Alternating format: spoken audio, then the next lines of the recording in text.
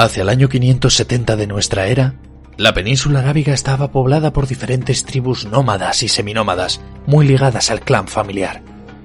Coexistían en Arabia diferentes cultos y religiones, desde el politeísmo árabe hasta el cristianismo o el judaísmo, e incluso existían comunidades zoroástricas. La sociedad se caracterizaba por la ausencia de un poder central y estaba profundamente marcada por las rivalidades tribales continuas. Ciudades como la Meca o Yatrib, que posteriormente será Medina, eran importantes por el comercio caravanero. Precisamente en el seno de una familia de caravaneros va a nacer hacia el año 571 un hombre destinado a cambiar para siempre la historia de Arabia y del mundo. Su nombre: Mahoma.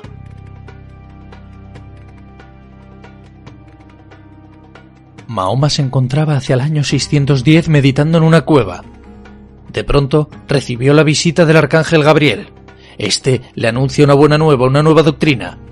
Mahoma concibe el Corán y su mensaje será el siguiente: solo hay un Dios, Alá, y Mahoma es su profeta. Mahoma comienza a predicar. Inicialmente no fue bien recibido por las élites árabes, que eran reacias a convertirse, eran reticentes a adherirse a la nueva fe islámica, pero pronto lo hacen, pronto se suman a la causa de Mahoma y pronto comienzan a expandirse. Mahoma predica la yihad, la guerra santa contra los infieles, y tras extenderse por Arabia conquistan los actuales territorios de Siria, y conquistan Israel, y conquistan el Líbano, y en poco tiempo dan el salto a África, y conquistan Egipto, y Libia, y Túnez, y conquistan Argelia. Ahí había nacido Santa Mónica, la madre de San Agustín, y el propio San Agustín de Hipona. Territorios del antiguo imperio romano, territorios cristianos que eran sometidos por la cimitarra de los maometanos. Estos conquistan Marruecos y rodean Ceuta, y a 14 kilómetros Europa, al otro lado del estrecho la cristiandad europea, al otro lado, Hispania. Estamos a finales del siglo VII, principios del siglo VIII. En apenas un siglo desde que Mahoma comenzase a predicar, los musulmanes ya dominan Oriente Próximo y todo el norte de África. Y ahora están a las puertas de Europa y quieren más. Su próximo anhelo: Hispania, la península ibérica. Estamos en el año 710. ¿Pero qué ocurría en Hispania, en el reino visigodo de Toledo, en aquel año de nuestro Señor de 710?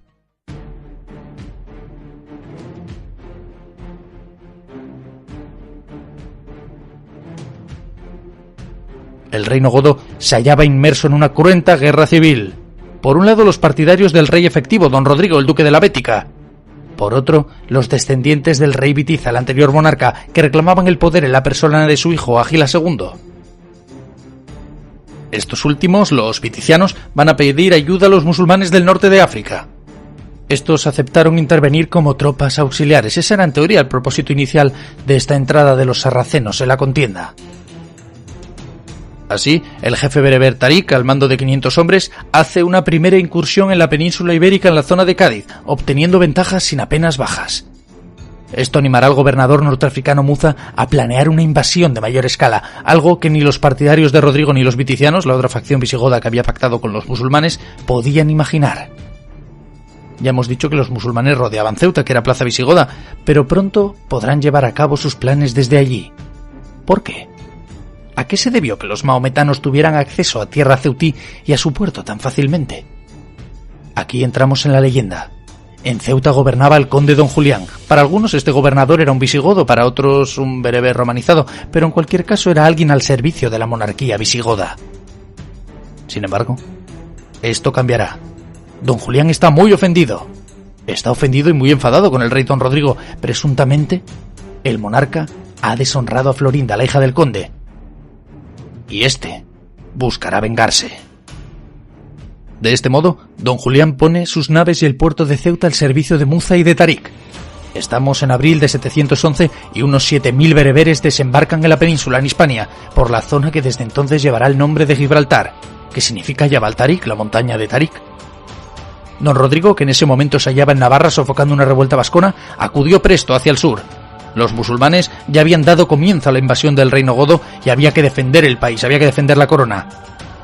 En julio del 711, ambos ejércitos, el visigodo y el moro, se enfrentaron en la batalla de Guadalete, a orillas del río del mismo nombre.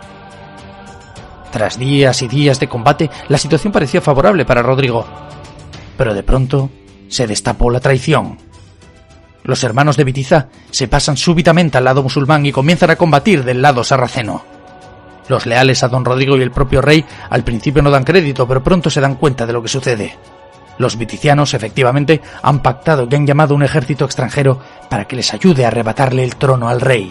El objetivo, coronar a Gilas II, pero pronto todos verán que el objetivo de los musulmanes era más ambicioso. Poco tenía que ver con una u otra facción real goda. Don Rodrigo se quedó casi solo con su guardia personal. Entre sus hombres, según las crónicas posteriores, se encontraba un joven noble. Un noble que dicen era su espatario. Su nombre dará mucho que hablar años más tarde y pasará a la historia de España para la eternidad.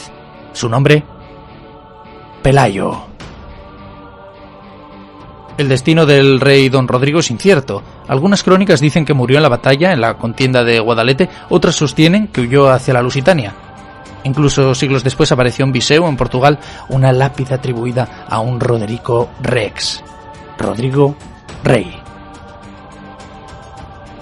Lo único seguro es que Hispania quedó desamparada. Los partidarios de Gilas II, el hijo de Bitiza, celebraron la victoria creyendo que los musulmanes eran meros aliados y que una vez consumado el triunfo se retirarían, pero lo único que se consumó fue la traición. Y si los viticianos habían vendido al rey don Rodrigo desertando, pasándose al lado musulmán, los sarracenos también traicionarán a los hijos de Bitiza. No habrá trono para Gilas II. El objetivo de los musulmanes era nada más y nada menos que la conquista total y completa de la península ibérica. En menos de 10 años, casi toda Hispania quedó bajo dominio islámico. Casi toda, porque en el norte, en el agreste paraje asturiano, entre las verdes montañas de los picos de Europa, se organizaba una resistencia. Se estaba reuniendo un grupo de irreductibles que se negaba a ser musulmán, que no estaba dispuesto a pagar tributo y a someterse al nuevo poder sarraceno. Un pequeño reducto de insumisos congregados en torno a un hombre legendario, en torno a un hombre que ya ustedes prevén y si no prevén conocen. Los indómitos asturianos se congregaron en torno a Pelayo.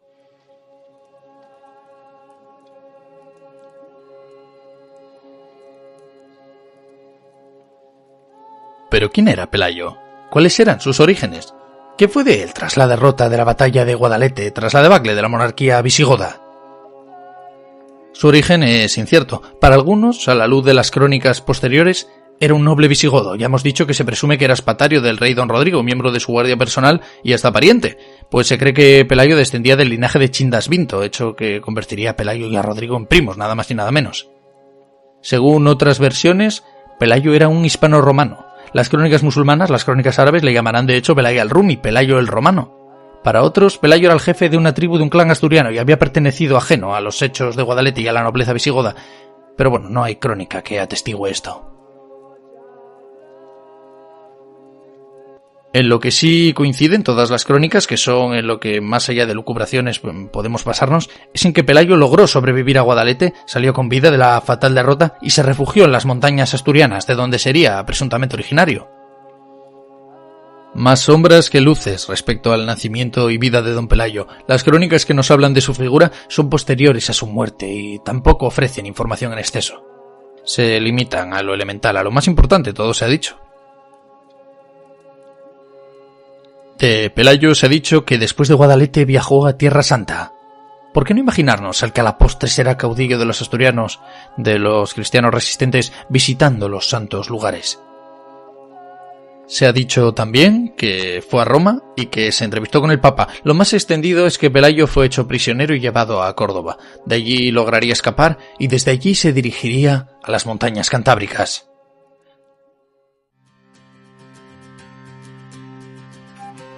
El caso es que la mayoría de nobles visigodos, temerosos o pragmáticos ante el avance musulmán, comenzaron a pactar con el invasor.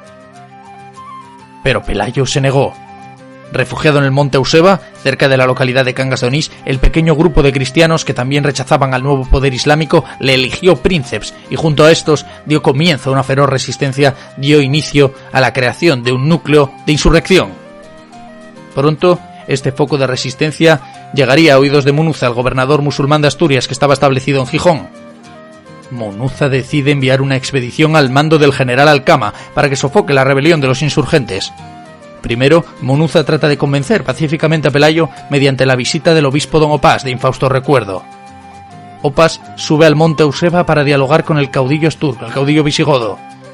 Trata de convencer a don Pelayo de que la resistencia es inútil, que las fuerzas musulmanas son inmensas y que lo sensato es someterse al nuevo poder. Hispania dejaría de ser cristiana para siempre, pero Pelayo podría salvar su vida.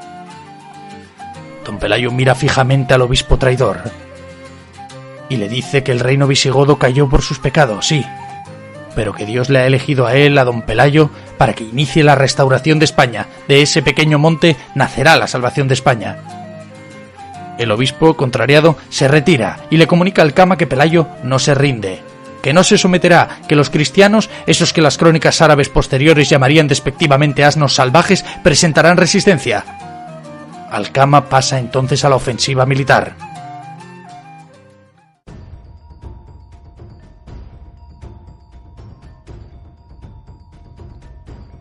Nos situamos en los picos de Europa. Como ya hemos comentado, don Pelayo y sus hombres se refugian allí en el monte Euseba, concretamente en una cueva que posteriormente llevará ya para siempre el nombre de Covadonga. Pero no adelantemos acontecimientos. El paisaje que se presenta ante los ojos de Al-Kama y de los musulmanes es abrupto y montañoso. El silencio desconcierta a las tropas sarracenas. Estas están situadas en la parte inferior del valle y deben subir en busca de Pelayo y de los suyos, en busca de los asnos salvajes. Si hoy esa zona es abrupta e impresiona por su relieve, por sus cuestas, por lo agreste que es, imaginaos, en aquel tiempo. Estamos en el año 722 y los guerreros de Alá, los soldados de la fe de Mahoma, se preparan para sofocar el último núcleo de resistencia visigoda y cristiana en Hispania. Las crónicas dicen que por un lado los musulmanes eran unos 10.000, seguramente habría que reducir esa cifra para aproximarnos más a la realidad histórica. Por otro lado, los leales a Pelayo serían apenas 30, un grupo pequeño pero fiel en el que también se encontraban mujeres, entre ellas la hermana del jefe de Pelayo. La suerte parecía echada. Un grupo de decenas de personas poco tenían que hacer a priori contra un poderoso ejército de miles de combatientes fanáticos implacables que venían de conquistar toda Hispania en apenas una década. Pero los hechos resultaron ser bien distintos. Los musulmanes avanzan en dirección a la cueva donde está Pelayo. Los cristianos aguardan. Pelayo podría haberse retirado a un rincón aparte a rezar, a encomendarse a Dios. Y en ese momento cuenta la tradición que se le apareció la Virgen María y le garantizó la victoria. Los cristianos vencerían, la fe de Cristo triunfaría y derrotaría a la media luna islámica. De pronto los musulmanes comienzan a disparar proyectiles y flechas. Pero algo ocurre. Las flechas se vuelven contra ellos mismos, son ineficaces. Un acto milagroso estaba sucediendo. Dios protege a los rebeldes. Aprovechando el desconcierto entre los musulmanes, los cristianos salen de la cueva y atacan de manera sorpresiva. Piedras y más piedras son arrojadas violentamente contra las tropas de Al-Kama, que quedan desorganizadas y comienzan a retirarse. Se cuenta que durante el combate un ermitaño se presentó ante Pelayo y le entregó una cruz hecha con ramas de roble. Una cruz que sería conocida como la Cruz de la Victoria en Covadonga, aquel glorioso día ante los musulmanes. Un símbolo que seguirá presente en la bandera de Asturias y en la historia de Asturias por los siglos y para la eternidad. Los musulmanes huyen, como decimos, y muchos mueren intentándolo. Unos caen por un barranco, otros serían arrastrados, según una versión de los hechos, por una riada providencial. Y Al-Kama muere en el combate. La victoria de los insurgentes, de Pelayo y de sus hombres, es total. Pronto llegarán noticias a Munuza, que acabará abandonando Asturias convencido de que es una tierra ingobernable. Los musulmanes se retiran de un territorio que desde entonces gobernará Pelayo en solitario, un territorio que nunca se sometió y que al amparo de la cruz, al amparo de una fe de la que nunca renegaron, se irán expandiendo. Pero esa es otra historia. Queriéndolo o no, la victoria en Covadonga había supuesto la retirada definitiva de las autoridades musulmanas de Asturias y el inicio de una estructura política autónoma que con el tiempo reivindicará la herencia visigoda. La idea de restaurar España verá la luz en los años sucesivos. Pelayo, princeps de los asturianos, primer rey efectivo del reino de Asturias, aunque no será hasta Alfonso I el Católico cuando se titulen así, murió en el año 737, dejando como sucesor a su hijo Fábila. Pero si sobre sus orígenes, a los que hace un rato hemos aludido, sabemos poco, poco sabemos también sobre su muerte. Y el misterio rodea el destino de sus restos.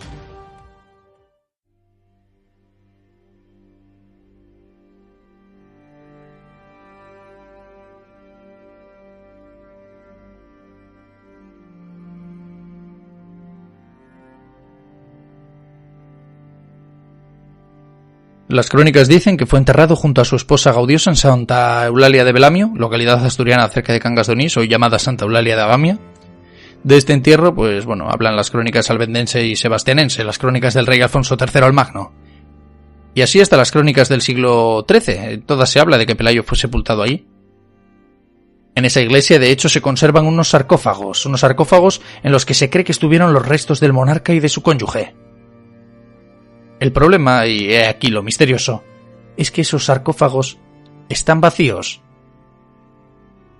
Aquí entramos de nuevo en la tradición. La escasez de fuentes nos obliga de nuevo a recurrir a ella. Una tradición de origen incierto asegura que los restos de don Pelayo fueron trasladados, para unos en tiempos de Alfonso I, para otros en tiempos de Alfonso II el Casto, a la capilla de Santa María de Covadonga. Sin embargo, el traslado, de haberse producido, tuvo que ser posterior. El obispo ovetense Pelayo, del siglo XIII, habla de que los restos de don Pelayo se encuentran en Abamia, de modo que en aquel tiempo pues aún debían de estar en el lugar originario en que fueron sepultados. Más sentido tiene, por tanto, afirmar o creer la versión que afirma que los restos de don Pelayo fueron trasladados desde Santa Eulalia de Belamio a Covadonga en tiempos de Alfonso X el Sabio, ya en el siglo XIII. En 1572, el historiador Ambrosio de Morales, enviado por el rey Felipe II, visitó Covadonga y afirmó que los asturianos aseguraban que allí estaba sepultado Pelayo, pero que no existían pruebas concluyentes que pudiesen atestiguarlo.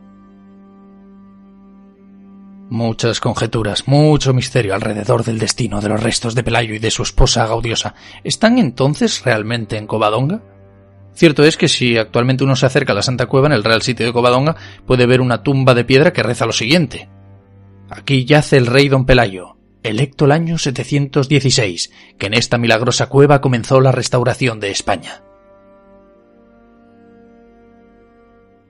Sin embargo, no parece que la inscripción date de un pasado demasiado remoto. Según el historiador Julio Puyol y Alonso, de finales del siglo XIX, principios del siglo XX, la inscripción de la presunta tumba de Pelayo habría sido esculpida a finales del siglo XVII o con posterioridad.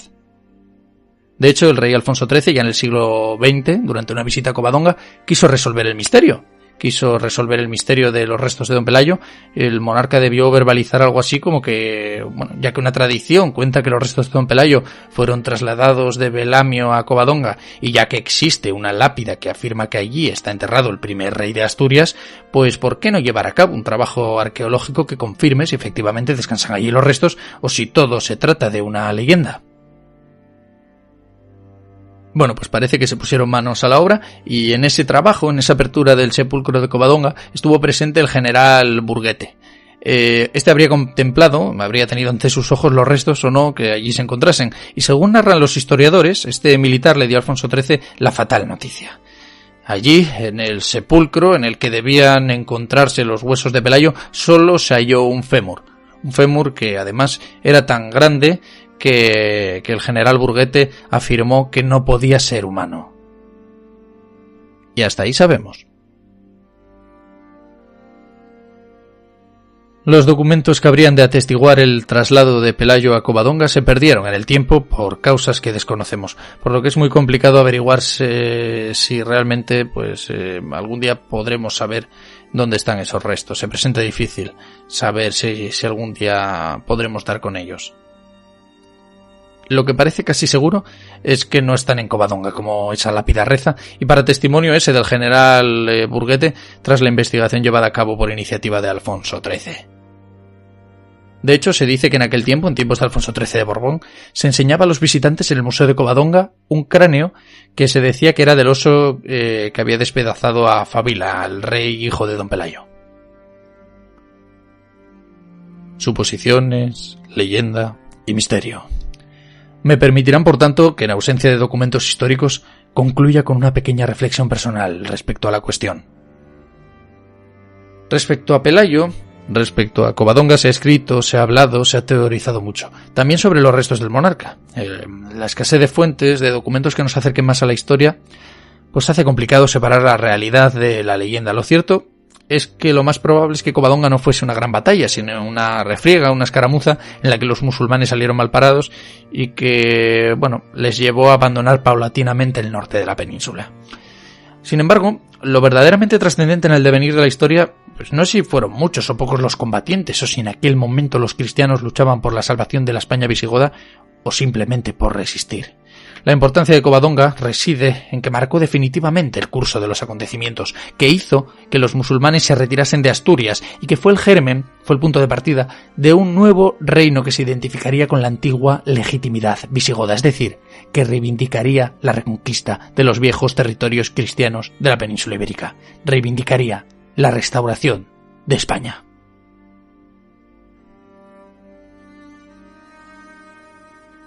Lo mismo ocurre con los restos de don Pelayo. Estén o no en Covadonga, lo que parece perenne al paso de los siglos es el espíritu de aquellos hombres y mujeres leales a su fe, leales a su tierra, que se negaron a someterse al invasor islamista. Pelayo está enterrado en Covadonga independientemente de si allí están sus restos. Pelayo reside en la Santa Cueva de Covadonga, en la basílica, en la memoria y en el corazón de los asturianos y de los españoles de bien. Y don Pelayo reside en el Monte Euseba, ese inexpugnable feudo de resistentes al que honramos en este podcast tomando su nombre.